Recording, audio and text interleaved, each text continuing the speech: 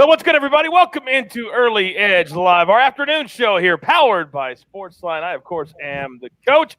We've got so much to get into. We got to go over our morning show. We started the day 4-0, because my guys are the absolute best. We do have some breaking news that we got to get into quickly. Also, if you haven't heard already, Giannis Antetokounmpo is out tonight, so that changes everything. And my guys are locked and loaded to tell you what they think is going to happen tonight. Game 5, Bucks hosting the Hawks. And also, we had Bryson DeChambeau in our golf-only episode, and he loses his caddy, who quit yesterday. And we have Patrick Reed over Bryson DeChambeau for the week, and already he's down 3 shots. He's all over the place. His mind is going bonkers, so that's good news for the show as well. But we're here for the next hour, so let's bring in the stars of the show. We've got a lot to get to. Now, look who's below me. We're going to introduce him first today. A little change of pace. Maestro, how are you? I'm feeling good, Coach, and we just got word a little while ago. Capella is in tonight with the eye injury. Okay. He will play. Yeah, that definitely makes a difference. Now, before I get to the other 2 guys in the show, because I'll get to Mike in a second, I wanted to deal with you because you bring in all the guys in the show. Like, you're in charge of bringing the guys onto the show. Are you not? Partially, yeah. Yes, you are. So when we make a bet on the show, and then I find out through the grapevine that I'm being questioned for not paying said bet, do you think that's an issue? I don't think Matt was being skeptical necessarily when he asked me, does Coach pay his bets? But because I think there was a smiley face. I told you there was a smiley face. He had it received. You know, he's here. Let him talk for himself. I don't even know what you're talking about. I was talking about somebody else. I was talking about Justin not paying you on the show. Oh, are you serious? You just exposed yourself. Wow. So, Maddie, kind of how we do things on this show is we pay the bet live on the show. So if you're questioning whether or not I'm paying up the bet I lost the other day live on the show, that hurts me to my core. Do you want to hurt me to my core? I'm on a 14-1 baseball run. It would have been nice to, keep parlaying that, but what are you going to do? What is your Venmo? I'm gonna Venmo. What decade is this? You don't have Venmo? No, I'm write him a check. Oh my God! I got stamps. Yeah, I can put a stamp on it. You'll get it in 5 days. My goodness, he's questioning whether or not I play the bet and doesn't have Venmo. I don't even know what to do at this point. All right, I'm gonna let it go. I'm gonna pay it up, but I got to let it go because we got to continue on. M squared. What would you do in this situation if he didn't have Venmo? I would figure out a way to get it to him quick. I heard that there's an excellent 4th of July sale on exercise bikes, and he's looking at one for this weekend. I got one for sale for $100 here. Yeah. The rules are if you have an exercise bike in the background, it has to be 2018 or later. It's got to be within the last 3 years. So we had to cover it up. I'm just teasing. Of course, I'm going to pay you. I'm just teasing you. Welcome back to the show, everybody. We got a lot to get into today. Before we get into the NBA, a little housekeeping to take care of. Don't forget, every single day we change lives here on the show. We want to give away multiple year-long subs to SportsLine. So the first one we're going to do is 100 likes. Let's get there very quickly so you don't have to worry about that, and we can get on to the other ones. Don't forget, follow us at YouTube, all the different shows that we do that drop into your feed. Turn on those notifications. And for those of you who are not following us at SportsLine yet, use the promo code EDGE, and we're going to give you 30 days for free. And then after that, you're playing with house money. All right, let's get into the morning show quickly. Here's the ones that have already cashed. Mike, you gave us a great tennis play that you released last night on Twitter.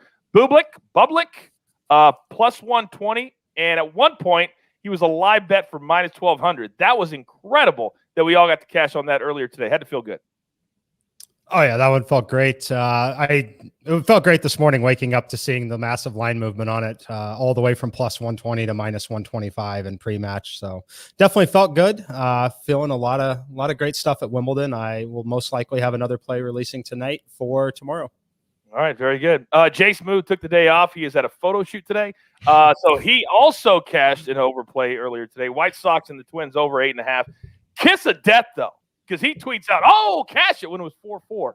If we know anything about the weather in the United States right now, you cannot tweet or text until it actually cashes, because we lost a big one last night on the over. I'm still stinging from that. All right, Maestro, if you guys haven't seen on Twitter yet, he is apparently part of the group K-Pop That was one of the best gifts we've ever done. You've already hit not one, but two props today. Feels good. Yeah, feels great. It's kind of a letdown. Usually I have a lot of action to sweat at night, sweating every pitch, but that came for me this afternoon. But I'll have something on this hoops game for sure. All right, very good. Bubik trapped, cashed in Boston, and then we had Kikuchi.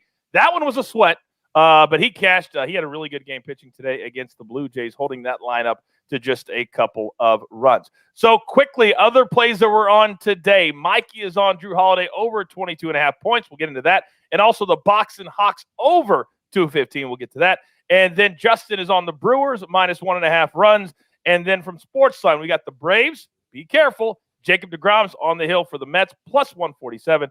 And then also we're using the Brewers in the gym minus 1.5 there as well. Also, Mad Max and the Thunderdome. He hit two big catches on props yesterday. Today, he already lost one, the no runs in the first inning. He loves that one. And then John Collins over 8.5 rebounds tonight. And then Jacob deGrom under 1.5 earned runs allowed, minus 125 at MGM. All right, guys, let's jump into the NBA because that's really the bread and butter today. I can't believe where we've come since the beginning of Game 3. Trae Young out. Giannis now confirmed out today. So we're going into Game 5 with both superstars watching. And the lines have all changed. All the props have changed. Mikey, I know that you're heavy into this game, so I want to start with you. You like the over here, and then you also like the prop. Talk to me. Yeah, I love the over here and I love the prop. They're all correlated here. So what's happening? Giannis is not going to be on the floor. That changes the defensive efficiency for the Milwaukee Bucks significantly. It also changes the fact that how they're scoring, right? They're scoring by getting layups at the rim with him. They're scoring by getting to the free throw line. They're scoring on little putbacks. That's not going to happen here. We're going to see an increased pace of play. They're going to have to run Bryn Forbes out there, who loves to play at a faster pace. They're going to have to run Bobby Portis out there for some extended minutes, who also is going to enjoy a quicker tempo here. So knowing that we're going to get more Drew Holiday, we're going to get more Chris Middleton. I like this a lot. I think that they're going to be worse defensively. They're going to be giving up buckets. They're going to be pressing. I think that the increased pace of play is great. The market was dead on when it opened 220.5. I have it just over 221. And yeah, I think that people are jumping on the trend of everything going under here. And I think it's time to hop back on the other side on this one. We talked about it yesterday, and exactly what we said on yesterday's show happened last night in the Suns and the Clippers, where we cashed both tickets on the Suns and on the over. And I kind of feel like today is more of the same. When you miss, in particular, Giannis, he slows the pace of play down. This will increase it and shoot a lot more threes, to your point. Maestro, let's go to you. You said you have something on this game. Also, your thoughts on how the over-under has been affected and which way you would go from your gut. Well, completely agree that the defensive efficiency numbers are not comparable without Giannis on the floor. But, he also gets a lot of easy baskets that won't be happening. So I would lean over. I do think it'll be a fast pace. I think we'll see a ton of jump shots. I think we'll see like 26 Chris Middleton isolations and then launch a 3 or a 2. The prop that I like the most so far is, and I'm leaning Hawks. I'm surprised this line went from 2 to 3. I think it's going to be a tight game, and I would lean with the points. I like Kevin Huerter tonight. He was 1 of 7 last game. I know Mikey gave him out 1 of 7 from 3, and yet he got to 15 points. Going to play nearly 40 minutes.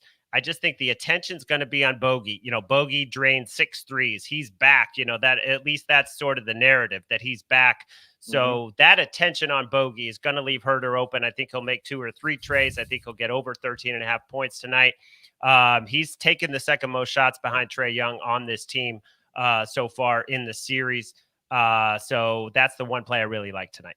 Yeah, you really saw the confidence, both he and Bogey, be elevated with Trae Young on the bench, and they knew that they were needed. So I thought they played a lot more confident from the offensive standpoint. Now, one guy who was in foul trouble that they hope is John Collins tonight. Matty, I know that you like a prop tonight involving John Collins. Talk to me.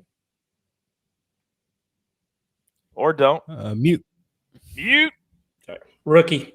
At William Hill, he's plus 170 for a double-double. Like you say, who's going to scoop up all those Giannis rebounds that he used to get? Brook Lopez isn't a rebounding guy. I mean, Giannis gets 15, 17 a game. Collins has been dealing with him, offense, he's been in foul trouble, so he's not been close to a double-double the last 3 games. He won't have to deal with that anymore. And I saw Max likes the over 8.5 rebounds. I assume he'll get to 10 points easily. So I'd be stunned if he doesn't get, I don't think a foul trouble will be an issue in this game. Like I say, not having to deal with the freak. So I think a double-double is very, very good money at that price, especially. Yeah, it's all correlated, too, when you talk about John Collins and what Mad Max is on, and then what Matty wants to play as well with that double-double. It all makes sense. We do have a question from the comment section, and we want to be completely interactive here on the show. So if you got any questions, put them in the comment section. We'll try to get to as many as we possibly can. Mikey, Sean wants to know, do you like the idea of playing an alternate total of 220 at plus 140? He knows you said your son's had it somewhere around 220 yesterday, but what do you think about today? Maybe an alternate total with the over. Yeah, I think it's totally fine if you want to get that. I'm not playing it there. I just played it straight up because it's essentially a minus 105 to minus 110 already at the number. So there is a pretty big difference between 215 and 220. It is where the model has it, though. So if you want to trust the model and play the median number there is a source of value. It's just going to come down to what you're looking for there. Generally, when I'm doing that, I'm looking to avoid laying minus 120 plus, not necessarily to get out of minus 105, minus 110. So not going to be what I do, but if you're following the model blindly, yes, that is what you should be doing to maximize the return for sure. Now, I want to ask all you guys a question, and anybody can jump in here, because a lot of times people at home either have not bet a lot or they just blindly say, hey, Trae Young's out, so we're going to be all over the Bucks, which several of us did because they were giving 7 or 8 on the road and lose by 22. When you have a superstar who is out, how do you avoid just automatically saying, yep, got to go no matter what the spread is, we got to go over here? Because that's what a lot of us did, a lot of people did before Game 4, and sometimes you can have a lack of focus on the side that's playing against the missing superstar, and I think that's what happened to the Bucks. And they got bulldozed. They got run through. But tonight we have missing superstars on both sides. So how hard is it if you're just an average bettor at home not to automatically say, you know what, I'm betting the Hawks? Well, one thing, I don't think Young's out yet. I think he's still officially questionable. We might get of course. And that's why I said I'm sorry. I probably said he was out. I'm saying probably out. My apologies. We might get an update at 5:30. But I think in that game, because they had a Trae Young clone in Lou Williams. And he's basically Trae Young, the same kind of player. I don't think the Bucks don't have anything like Giannis, and they're going to have to play completely differently. I don't like in that respect. So if you find someone who's kind of a similar fit, obviously what the Freak does is completely unusual. And like Mike said, they're going to have to speed up, play a different game. With 1 day of practice, are they going to be that ready to do a completely different outlook? I don't think so. But so I guess that's my answer. Is if you can find a fit that's still the same team. I think Atlanta was the same team. I think the Bucks are going to be a completely different team. I have a tendency to agree with you. What do you think, Maestro? I mean, I think, I do lean to the Hawks, but it's not just based on Giannis being out because, we've seen so many times in sports, that was a great example. The guy gets ruled out and the other guy doesn't know he's going to start and he doesn't think about it all week, but he gets the notice right before game time, goes out, plays amazing. Which is what Lewis Williams did. I don't think Lewis Williams can be that efficient again. And plus the Bucks are not going to be that listless. They get the news, oh, Trae's out. The natural reaction is we got this. We just beat this team twice, pretty handily. It's just human nature. I think that you'll see a ton of intensity from the Bucks. I just think the Hawks are deeper. I think Reddish being back is huge. He was the freshest guy on the court, 23 minutes. He can bother Chris Middleton. I think he can bother him a lot. Mikey, your thoughts on this before we get into props? Yeah, I mean, I think that it's important to note that, we generally overstate the impact of players in general, right? So like, best player in the NBA is not worth more than 4.5 points to a spread. They're just not. We want to think that they are, like we just do, but they're at this level where you're dealing with, frankly, the best athletes in the world, playing a game that is a game that's I'm trying to think the right word I want to say. I'll come to it. But basically, each player is not worth as much as you think they are. The difference between a superstar and a league average player that 4.5 points is a ton and a lot, but it's not a scenario where they're all of a sudden just 10 points worse against any team, right? So Giannis, while he's obviously a great player and obviously his impact is noticed on both sides of the ball, I don't think it's a massive loss for Milwaukee. I think that they have the tools to play. They just have to play a little differently. But when they're playing differently like this, I think it allows guys like Middleton and Drew Holiday to be a little more of themselves and play the way they naturally want to play and not modifying to play around that superstar that they're built around. So I don't think it's a big loss for them. I only have it being worth 2.5 points to them. You might call me crazy on that. We'll see. They might get run out of their own gym tonight, but it's not worth a lot. And the other thing I would say is -3 indicates that Trae Young is not going to play. All right. I also, as we get into the props, and I do have a question from Big Daddy too. All right. So let me do this question first, then we'll get into the props because so many people are interested in this game tonight. So Big Daddy, who always watches the show, hey, Big Daddy. That was weird. Milwaukee first half is a good play too. Milwaukee has won every first half spread in this series. Now, I think we all believe they're going to come out way more focused and pumped up in their home gym tonight. What do we think about the first half for the Bucks, which is probably around 1.5, 2 for the first half? Anybody like that play? I'm looking it up right now. Let's see. I would say I'd like the Hawks second half line only because the Bucks are so thin. I mean, they were playing 8 guys. Now they're going to play 7, so they're going to be worn down. Middleton's going to play 42 minutes probably. Holiday 42. So as far as first half, no, I don't have my opinion. It is too. Yeah, and it's 1.5 for the first quarter. If you like that angle, I'd prefer to play it in the first quarter than the half, just personally.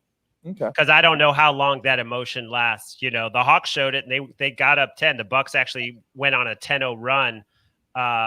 In that, I think it was that first game at home, the Hawks almost blew that first half cover. Yeah. Kevin Cassidy in our comment section, he backs you up. He thinks that Bucks first quarter is what he's going to play too. So, Kevin, thanks for tuning in. Thanks for giving us a comment. Let's get into props now because there's a lot of totals that have changed, obviously, and keep those likes coming. We're almost to 100 likes. Keep those likes coming. But, Mikey, you saw a bet that is it's strictly at William Hill. So anybody that bets from William Hill can do this. It's an odds boost. It's kind of cool. What is the play that you saw today? Yeah, William Hill's running a nice odds boost here where it's over 25.5 points for both Drew Holiday and Chris Middleton. Both of my median numbers for these guys is 27.7 and 28.2. So I like this number. I'm kind of stunned that they didn't make it a 30-plus point odds boost and then give you a little more on it. But over 25.5 for both is coming back at plus 300 on the odds boost. And then the other little interesting nugget here is a lot of these odds boosts around the industry come with a $25 maximum bet. This one has a $100 maximum bet on it. So it's a little more juicy, but I will tell you that it is a nice value play in the simulations if you like it. Also, highly correlated with two things. Number one, the over in the game at 215, and relatively correlated with the Bucks, either just simply winning on the money line or just a tight competitive game. But I do like this one a lot. It's one that I've played personally. Just you're only going to find it at William Hill. Yeah, William Hill. All right, $100 will win you 300 though if you do play it at William Hill. So good luck there. And what we're going to do to give away our second year-long sub, because we're almost to 100 likes, leave your Twitter handle and then let us know if you think Drew Holiday and Chris Middleton can both get to 26 points tonight. Just write yes or no with your Twitter handle, and we're going to select another person for a year-long sub from that group. All right, let's get into props now, guys, because all the totals have changed, especially on this side of the Bucks. But let's talk Hawks first. They're the away team. Bogey has gone up to 15.5. We cashed him in Game 4. Capella 10.5. Collins 15.5. Porter has gone up 1 point to 13.5. We've already given that out. Of those four, what do we like tonight? Because this may be one of those nights, guys, that you make more money on props than you do if you can't quite figure out which side you want to go on. Anybody can start if you like any of those four totals, overs or unders. Well, I'll say I like Herter, as I said before. And in terms of bogey, I'm going to stay away from the points prop, but I kind of like him over 3.5 assists just for the same rationale that he is very good in terms of being a playmaker. He finds Capella, he finds Collins, he'll find Lewis Williams. Lewis Williams, not a true point guard, more of a scoring point guard. So I think Bogey over 3.5 assists. It's even money. I'm just looking back at his games. He's had 5 assists last game, 3 and 4 right before that. So he's right around it. And I just think with the way that he shot the ball, the defensive attention he's going to get, that I like him to get to 4 assists. Okay. Over 3.5 for Bogey, and then over 13.5. You said for Herder or for Bogey you like? Herder over 13.5. Herder over 13.5. That's right. Ding, ding, ding, ding, ding, ding, ding. We're still working on that sounder. We're going to get to that sounder, but we have a winner. 100 likes. We've reached there at Benkelmez. So it's at BENKLEMSZ.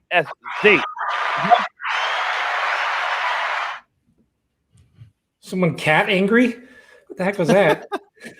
Bueller, what was that? Kind of like cheering. It's supposed to be applause, is what it came with default on the soundboard. That did not sound like applause to me. No. It did sound like a cat a little bit. Jeweler has a cat, so yeah, Not the cat. yeah. It's a cheap way to get a voiceover. Clearly, We got if you have your own cat, do it. But we'll work on the sounder. We'll work on it. But it doesn't take away from the fact we have a winner. So the jeweler will reach out to you on social media and give you all the details. So if we can get 200 likes, we will give away another one, and then also leave your Twitter handle. And yes or no, if Chris Middleton or Drew Holiday both can get to 26 points today. All right, any other thoughts, guys, on the Hawks side of things as far as props are concerned?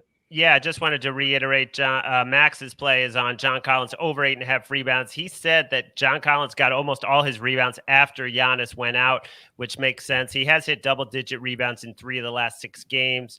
And there were foul trouble and a blowout. His minutes haven't been there. If it's competitive and he's not in foul trouble, you're looking 35-plus minutes. I like that play a lot. I love Mad Max. I can't wait till the first time he's on the show, by the way. I really do. It's gonna help our median age a lot when you throw a 21-year-old on the show. Maddie, go ahead, Maddie. You want to talk about it? I have a one on Capella. I have a take on Capella and Collins, all kind of relative. So we know Capella, he got left in way too long in the end of that game, ended up getting hit in the eye. He is going to play, but he is dealing with that. So with Giannis out of the lineup, it's either going to, I think we're going to see a lot more Cam Reddish tonight. I think he's going to play massive minutes tonight. I think that he's definitely earned that.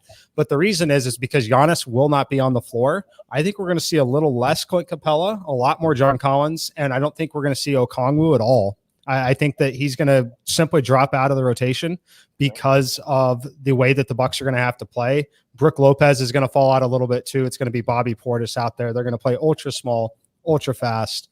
I think that that's what we're going to see here. So I do like the under on Clint Capella, even though it is a low number at 10.5. I do like the under on that one. Have it at 8.1 in my simulations. Just want to throw it out there. Just watch for that. It's also for anyone playing daily fantasy. It's one of the strategies I will be betting on tonight for a little differentiation. I think we see a lot less Capella. I think we don't see Okongwu really at all. And then we're going to see a lot more Cam Reddish, a lot more John Collins. Reddish brought a lot of energy to Game 4 when he came off the bench to play. So I think he brings more energy tonight in a foreign environment. Maddie, anything on the Hawks side for you? Everything is dependent on if Young plays, and since he's not been ruled out yet, I just think he's too vital to the offense. So I have nothing right now. Even if he plays, though, I mean, we saw the little bit after he got hurt in Game 3. Even if he plays, he's not going to be the electric, fast, dynamic point guard that we know him to be. So I still think it's going to mean other players are going to have to step up and play offensively because he's not going to blow by guys like he does when he's 100% healthy. So but we'll see. Along those same lines, Mikey, I want to go back to you because on the other side of things, with a fast game, you wonder if Brook Lopez is going to be compromised as well. His total is over 13.5 points. And if you have the same theory for Capella, would you say the same thing for Brook Lopez? Kind of. I'm skeptical on this one for a couple of reasons. Number one, Giannis isn't going to be there to take the shot at the end. We know it's going to be Holiday and Middleton trying to get to the basket, pulling up, kicking. I do think that there's a scenario where Lopez can make 3 threes in the first half of this game and earn himself a few additional minutes that way. But, I'm hesitant on it. I do like the thought process. I'm really close to taking the under on it, but I don't have the edge required to do it unless I were to like really go in and manually drop his minutes significantly. And I haven't done that yet. Okay. I like the thought process for sure. Okay. Very, very good. Chris Middleton is right at that number that you projected, Mike. It's amazing how many times you are right on the number. 27.5 for Middleton. I would lean, again, I'm the amateur here. I would lean over just based off the fact that he's going to have to shoot more. Anybody on the thought of Chris Middleton over 27.5, which is easily the highest total in this game? I like the under. You like the under? Okay. Yeah, in the games he played the regular season when Giannis was out, his true shooting percentage was 54.5. In games with Giannis, it was 59.5. He doesn't really get his own shots. He kind of waits for Giannis to kick out. So, and if you're the Hawks, who are you going to double? I mean, every time he gets the ball, I'm trapping him. He's not a great ball handler. I don't think he gets that many, but that's my opinion. I'd lean under there with just, 0 of 7, 6 of 17 with Reddish, defending him a lot of the time. His number jumped more than Holiday's. I thought Holiday's should have jumped more in response to Giannis not being there. But I do kind of like him over 8.5 rebounds, just without Giannis, so many more rebounds to go around. And he's also hit double digits in 3 of his last 6. I think he had 8 last game.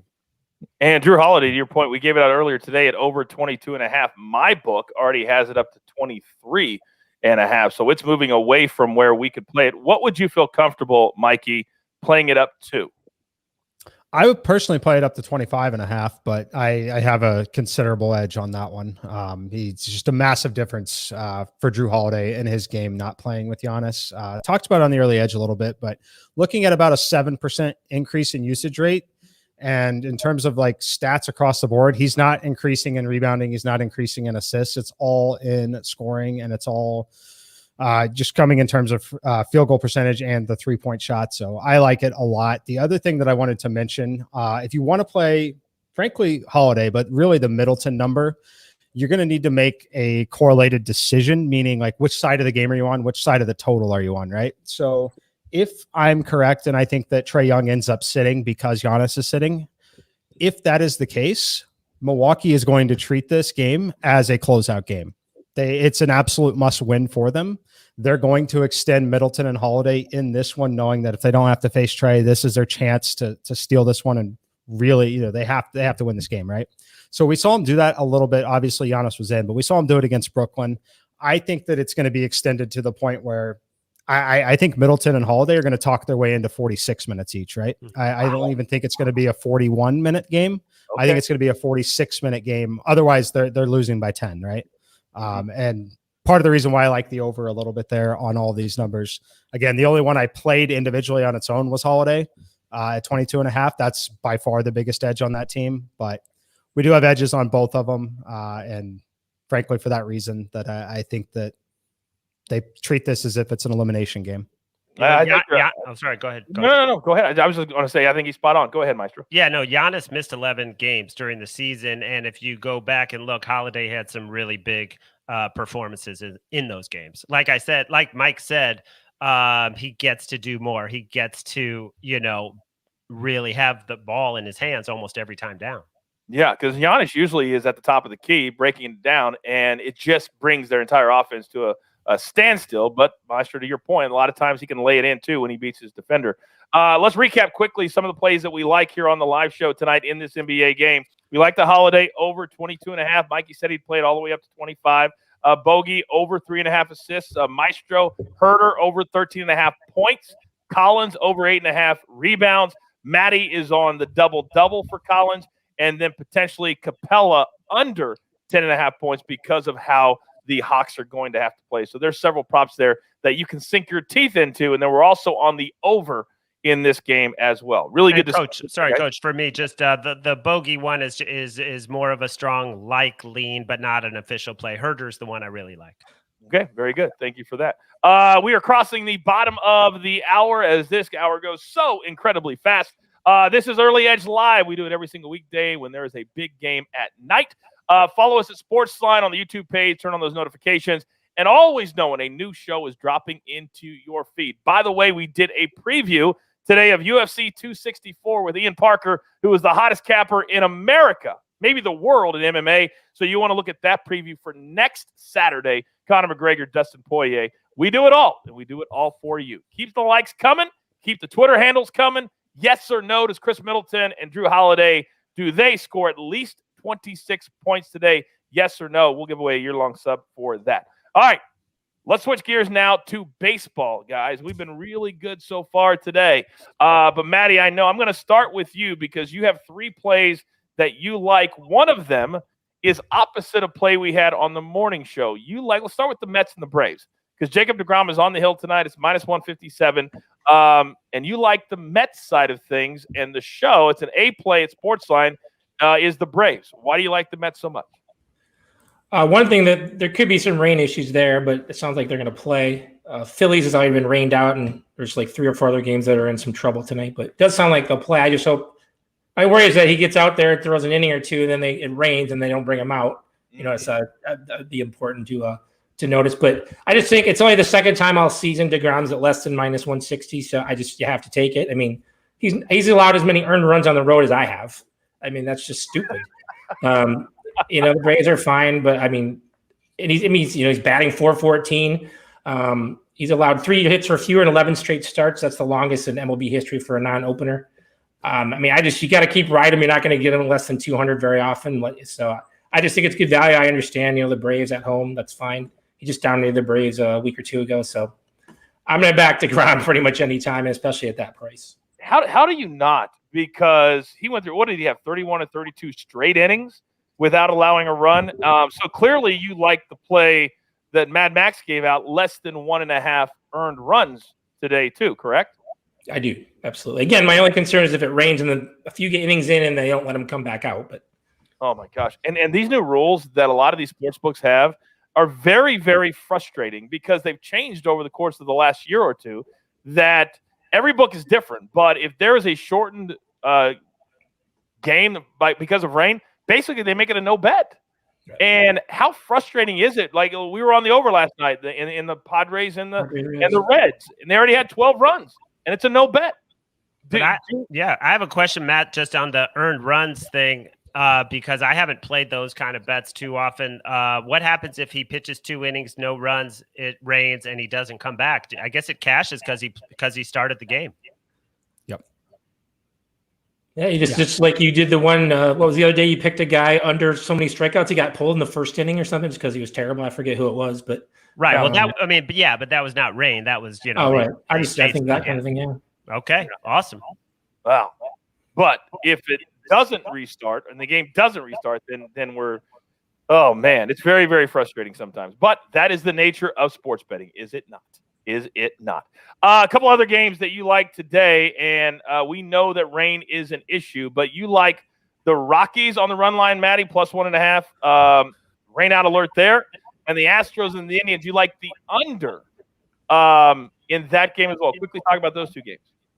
Colorado is 30-14 at home on the run line. That's the best in the majors. They're a good home team. They're like 28-16 at home. Antonio Sensatella, for some reason, loves pitching at Coors Field. He's terrible on the road. Adam Wainwright's pitching for the Cardinals. He's great at home, terrible on the road. I frankly think the Rockies should be favored. It's like the Cardinals are getting – they're favored because they're like, the Yankees are the public team. I think that's ridiculous, frankly. And as far as the Astros, they're not hitting right now. I think 3 runs or fewer in 5 of the past 6 games. Correa's out tonight. The wind is blowing in big time, apparently. There's no rain problem there, apparently, but they should play, but it's blowing in like 15 miles an hour. I think Framber Valdez is good enough to shut the Indians out for 7 innings by himself. So this looks like, a 4-3 game at the most. So I love under 8.5 there. Wow. Only having to lay 40 cents to get a run at home for the Rockies. It's amazing when you've got teams, guys, and we're talking about the Cardinals, we're talking about the Dodgers, we're talking about the Yankees, that the public loves to bet on. And so if you can get the right number on certain days, you can really get some really good value opposite them. And I think that's going to continue throughout the season, despite the fact the Cardinals just aren't very good. That's just the bottom line. They're just not very good. Other baseball today, and you don't have to have a take on it. You don't have to. It doesn't have to be official play. Just your thoughts, because we know from the people who watch the show and keep those likes coming. Twitter handle, yes, no. They like to bet every single game on the board, and because SportsLine gives a play on every single game on the board, the Dodgers and the Nationals are playing at 7:05 in DC. This is one of those games on a national team that you can get it for less than $150. And there is a play from John Bowman. He likes Washington plus 125 today. Patrick Corbin, 5-2, 4.4 ERA, and 8 starts at home. He's been much better at home than he is on the road. You almost want to blindly follow the Dodgers, but you have to be very careful. Any thoughts on the Dodgers only laying 35 or 40 cents on the road against the Nationals? The first thing I'll say is I think this game gets postponed. Pretty confident this one's not going to play. If it does play, it's going to have a delay in the middle of the game, likely in the second to third inning range, which is going to be detrimental to both of the starting pitchers. The other thing to note is for the Washington side, Trey Turner, Juan Soto, both questionable to play. Both have minor injury concerns. There's zero reason for them to play in this game with a wet field that's been wet all day with these weather conditions. I think they're both going to get ruled out if they attempt to play this game, but I expect we get the postpone announcement in the next 25 to 30 minutes. Okay. I can tell you it's the first game to start tonight, and Washington hasn't even released a lineup for it tonight. I think that this one gets postponed, but no chance I would bet on it. No chance I would use them in daily fantasy. Game got a big fat X for me after the Yankees game got postponed today, because right down the stream is Yankees, Phillies. Yeah. This one, all these are total washouts. Listen to my guys, which I don't always do. Sometimes the best bets you make are the best bets that you don't make. When you stay away from a game that has so many different issues that you don't know what's going to happen or which guys are going to play. So stay away from that one. There is a big model edge, according to SportsLine, on the Brewers and the Pirates. 4.9 to 3.1. The play is a B play, Pittsburgh, but it's just so hard. We're on Milwaukee. Jay Smooth loves Milwaukee today, -1.5. He gave all the reasons earlier today. Corbin Burns, 2.53 ERA facing the Pirates. I love this play personally. Anybody else like it? I like it. Yeah. Oh, that's great. Great. Great. You can't get better than that. Coach, I got to run a do HQ, but I wanted to give one baseball thing that I have for tonight, and that is to look possibly at the under in the Padres Reds because of the Trip Gibson, 12-2-1 to the under. His games historically all time, what I'm seeing, 7.5 runs, 19 Ks, less than 6 walks in his games. Castillo's been pitching great lately, 2 earned runs over his last 3 starts, even though the Padres, we know that's a offensive ballpark too. And the Padres have a lot of great hitters. I'm going to look under that game. I think it's at 9.5 right now. It is at 9.5. Yeah. It started at 10. You can go. Thank you, Maestro. We appreciate you very much. Great. You can check him out on CBS HQ. He'll have a nice little jacket on, nice little collar. Yeah, he's nice. He likes to step it up. Not for us, but he likes to step it on CBS HQ. The model edge at SportsLine, 5.2, 4.2. So it has it right at that number of 9.5. San Diego is a graded A play tonight. If they go ahead and play this game. I love the Padres. We gave them out on the show earlier today because they won 10 of 11. It would have been 11 of 12 if they would have finished the game yesterday. They had a 7-5 lead. The over came in. So I like the Padres side. What do you guys think about the Padres over the Reds? They've been so red hot. Sometimes you got to say, you know what? Prove me wrong. And I think the Padres need to prove me wrong tonight. Maddie? I took the Padres on the run line on the site. I got them earlier when it was a little bit better value, but I don't really understand why Cincinnati's favored. They're 0-6 this year against the Padres. Like you said, they're red hot. I understand Luis Castillo's pitching, like he should have been before he was terrible the first 3/4 of the season or whatever. I just don't understand. Ryan Weathers probably won't go that deep, but like I say, it's I'll say this every Thursday. It's a getaway. But San Diego's playing everyone of note apparently, so I like him on the run line. I mean, that way I'm covered either way, but I think they should be favored, frankly. So that's my play on the game. We have a big audience today, by the way. We are just 40 likes away from 200, which is that magical number for us. If we can get to 200, we're going to give away another year-long sub. Also, we have one we're going to give away as well. Twitter handle and yes or no. Can Chris Middleton and Drew Holiday both score at least 26 points today? Right? Yes or no? We'll give away a year-long sub in the next 20 minutes for that as well. So we're all on the Padres. Matty is on the Padres run line. There is a team that was red hot, and they've been costing a lot of people money. Mikey, I want you to talk to the point I'm talking about the Houston Astros. They just win a whole bunch, and then they just lay down the last 4 or 5 games. But yet they still had a big number. Like yesterday, minus 300, and they get blown out again by the Orioles. How tough is it? And today they're projected to score 6 runs against the Indians. How hard is it to try to say, you know what, they're not that good right now and to stay away, even though they've been great all year? Yeah, I mean, fortunately for me, the way I play some of the numbers that we've seen on them recently were to the point where you just simply can't bet them at those numbers. It's the massive inflation because they're a very big public team playing a really bad team. So it's typically like, I tell people all the time too, if you're committed to doing it all season long, it's one of those scenarios where you're going to be money ahead every time to play the plus 250 underdog if you're committed to blindly doing it throughout the course of the season. And that's basically what you've seen over the last, 3 or 4 days from them. But fortunately, I haven't been able to bet them at those numbers. It's always a matter of price for me, always a matter of what does my number say versus the market number. Tonight is a scenario where I think that you could get away with playing them on the run line. So, I've talked about it a little bit. A team like this, if I want to play them on a run line and bring that juice down a little bit, I want to do it when they're on the road. The reason being is, you can get the guaranteed 9th inning, right? So you're basically playing with 8 innings when you're playing at home with them. And that is typically a problem when you're looking at a good offense like this. But when you have a good offense that can score a lot of runs, I like them getting that 9th inning. So it's got to be a road game when I'm doing it with them, but still don't have the edge required to do it today. There is nothing more frustrating and it's happened to me the last couple of days 2 or 3 times, than laying the run line, home team, and then they're up by 1 or tied going into the 9th inning, and you have to beg for a 2-run homer or a 3-run homer to cover. That it is so. It happens occasionally, but very, very rarely does that happen for you. So I think it's a really good point that Mikey makes. That try to on big numbers.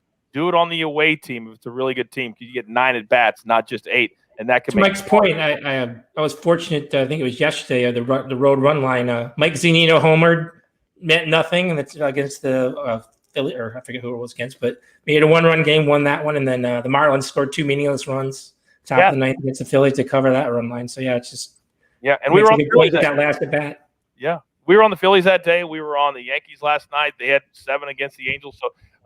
Baseball can be very frustrating at times, especially when it's 162 games.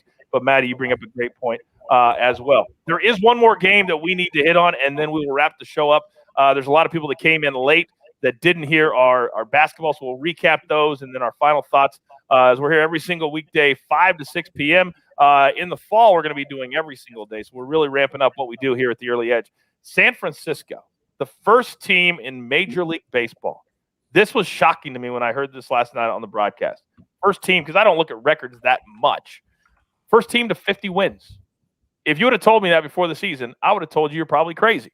But they are the first team to 50 wins. They are favored again tonight over an Arizona team that has been atrocious on the road, a little better at home, but they're at 140, minus 140. They've lost 3 straight to the Diamondbacks in Arizona. And so I think that's part of the reason that the number is where it is. Johnny Cueto is going to be on the mound. We know he's pretty good at home, not so much on the road. What do we think of this number against Arizona on the best team record-wise in baseball? I love the Arizona on the run line here. Feels like a bit of I don't know, Mike, if you believe in trap baseball games. I think this is one. Giants coming off a rivalry series. They just got pounded. And their injuries are starting to catch up to them offensively. They're not doing anything. Belt's out. Longoria's out now. Talkman's hurt. I don't know if Yastrzemski will be in the lineup tonight.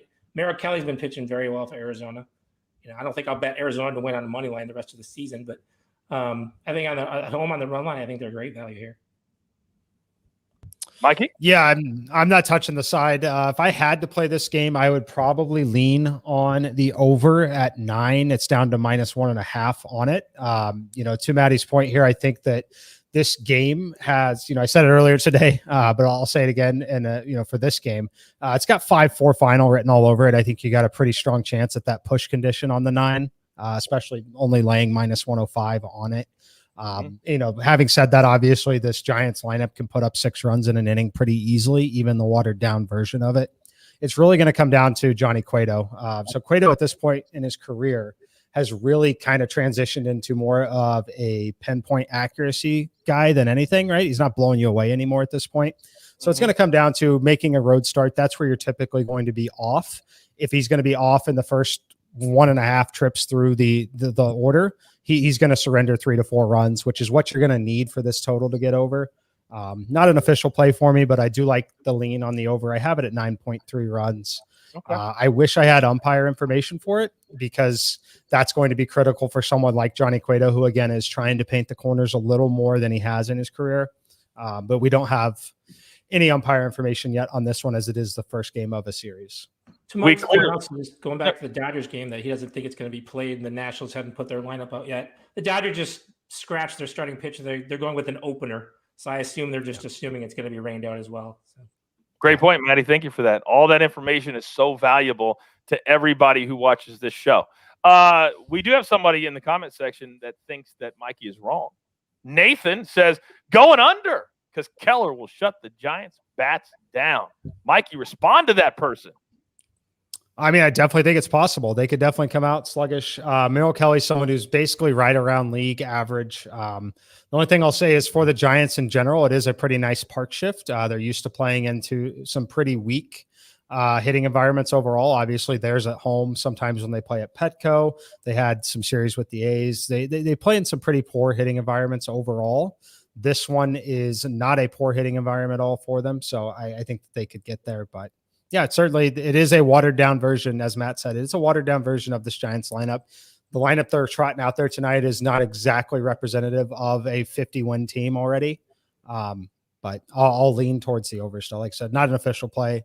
I have currently $0 invested on it, but all right. If I had to play it, I would be leaning there. $0 is not your normal bet size. Not typically, no. Not typically your bet size. Sometimes I get surprised. I love hosting the show. We love the show. The show is growing in leaps and bounds. But how we kind of see how many people are watching at any one time is the likes. We just hit 200 on a random Thursday. Thank you all so very much for supporting us here at the Early Edge. Now, you would think that me and Mikey picked this winner because of the Twitter handle name, but we did not. Uh-oh. The jeweler makes all the decisions. So here is the winner of the second year-long sub at KC Tailgater. At KC Tailgater. You are the newest member of our family at SportsLine. The jeweler will reach out to you on social media, give you all the details, and we're going to give away one more year-long sub. You still have a couple of minutes. Put your Twitter handle in the comment section. Yes or no, if Chris Middleton and Drew Holiday can both score over 26. And we're going to give away one more from those Twitter handles, so you have a second chance if you've already done the like thing. So we want to get everybody multiple opportunities, but thank you again for all the support. We can't thank you enough. All right. To let our listeners know that my name, image, and likeness is available now. So if they want to purchase that, so even though you're 30 years past college age, I still have some years left. I didn't use all my eligibility. He's training. Haven't you seen the exercise bike? He's in training. Apparently so. LSU called. Offer you the full ride. That's going to be something we have to discuss at some point when we have. I mean, it was a game changer today. If people didn't see what Maddie's talking about, it's official that college age kids can now make money off their likeness. And I saw one kid. Speaking of LSU, he signed a deal, and I was like, "Is the headline correct?" He signed a deal to promote and be the ambassador for his family's hot sauce. So basically, they're going to pay him to promote. He's a big-time baseball player for LSU, and his own family will benefit. I kind of like that. I have no issues with that. Whereas before, they would just slide him cash and, hey, go spend it at McDonald's. You're a college kid. Now he can actually get paid and do commercials, which is awesome. So you're going to see a lot of players in video games, all this type of stuff they can actually cash in on. And there's a lot of people that don't like it. A lot of coaches don't like it. They think it's going to favor the big-time colleges. We'll have to wait and see. But I don't think, guys, and you know what? Let's discuss real quick. I don't think it's going to affect that many players because companies, you've got to be a needle mover for them to invest tens of thousands, if not six figures, in you. There's just not a lot of players like that in college. Your thoughts, Maddie, on if this is going to be significant to the college game? I just wonder if there'll be some, jealousy in the locker room. Spencer Rattler gets, $500,000 is, one of his offensive linemen who gets, $5 from a donut shop, not going to be miss a block or something out of anger, I don't know. I saw the couple of volleyball twins got $250K each because they're social profiles. I don't know. It's like I said, this is so new, but I mean, if I was playing just as hard as my quarterback, I'd be like, you understand because he's the quarterback of Oklahoma, but I don't know. I think this is going to come up. I mean, if can Spencer Rattler give his linemen $10,000 each if he wants, like a quarterback in the NFL gives them watches. I don't know. You got to make you guys happy. There's going to be some things that we haven't foreseen that are going to happen for sure. Yeah, Mikey, your thoughts? Yeah, I mean, I think you're dead on with the concern there. I think the concern when it'll really pop up for the teams, it won't even necessarily be about the money that one player's getting in the locker room relative to the other players. What it'll be is when someone's late for practice, misses a walkthrough because they're doing a photo shoot, right? Because they're doing something. That's when it's going to set some people off. It's going to be one of those weeks, a top 25 team loses a home game, loses a road game. Have something like that. That's where it's going to create some drama at some point. So yeah, it'll be interesting. We'll be talking about it for sure. Can guarantee you that. Yeah. Oh, we'll be talking about it right here on the show. That is for damn sure. All right, quickly, let's recap what SportsLine has for you. If you're looking to play every single game on the board, like so many of you are, I'm going to try and do this every single day and quickly go through what SportsLine has and how it compares to what the guys are leaning towards. So in the Houston Cleveland game, it's a B play over 8.5. Houston 6 runs. You may want to play their team total if you choose to do that. John Bowman is on. I want to make sure that I have that right. He's on Cleveland plus 165 in that game. We talked extensively about the Mets and Atlanta. Matty is on the Mets. We're on the Jacob deGrom prop in that game. St. Louis, Colorado. We're on Colorado. SportsLine. The under is a B play, under 11 in Colorado, and then that San Francisco game. The model has San Francisco winning 4.9 to 4.1, but Arizona on the run line is a B play at SportsLine. So take those for what it's worth, because SportsLine is pretty accurate. We simulate every single game 10,000 times, and those are the results that comes out on that. Also, John Bowman is on the Braves as well. Let's try this one more time, boys. Sounder.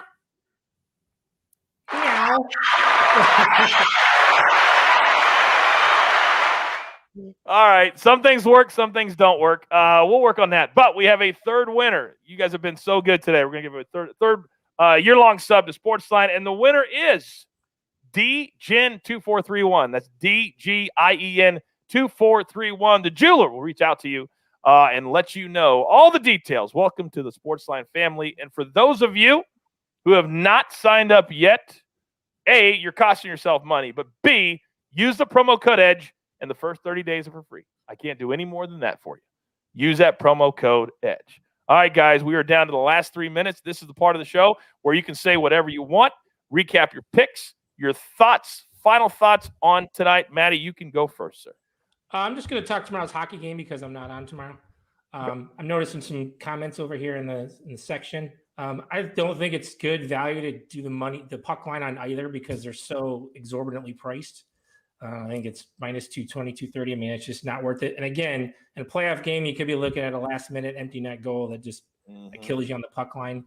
I mean, I lost yesterday because Carey Price keeps getting up late third period goals on that Canadiens puck line. So my recommendation would be the Lightning money line.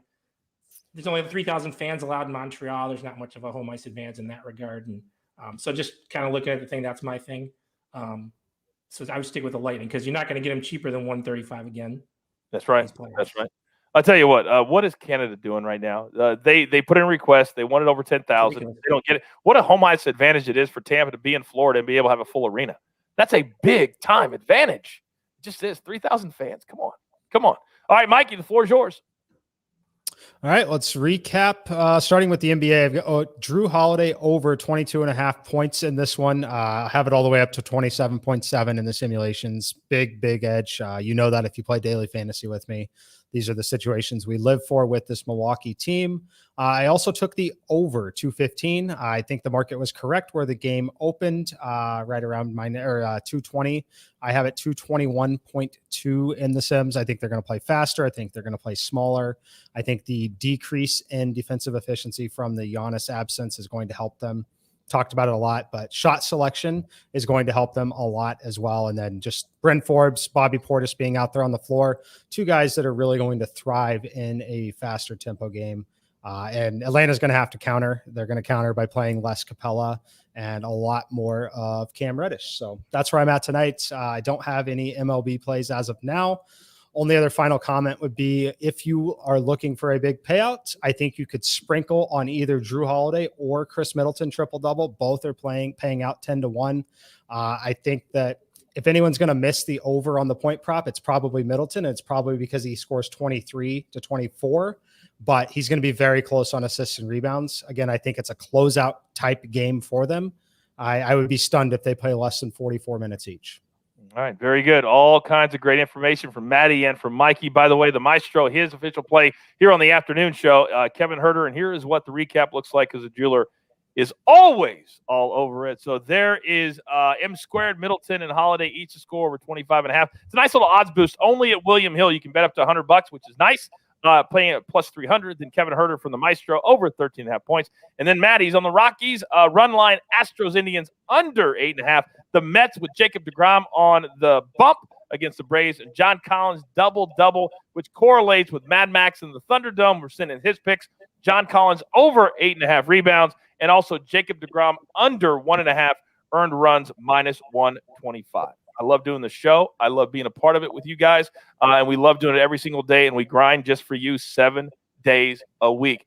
Don't forget that MMA preview episode with Ian Parker. It'll be in your feed tomorrow morning. So you want to watch that and get prepared. Maybe a little early value on Conor McGregor and Dustin Poirier 3, the trilogy. All right, that's going to do it. You've got your marching orders. Let's take all these afternoon tickets straight to the pay window. For Matt Severance, send me your address. There's some cobwebs over here. I think I've got a checkbook somewhere. I can send one to you. Pigeon. There you go. For M squared, for the jeweler, for the Maestro, everybody here at the Early Edge, again, thank you so much for watching us every single day. We love it, and we're only growing. I'm the coach. Remember, this is the only place your daily sports betting show of record is the Early Edge. Good luck. Do you want best bets in your feed every single day? All you have to do is hit that subscribe button to stay up to date with all things Early Edge.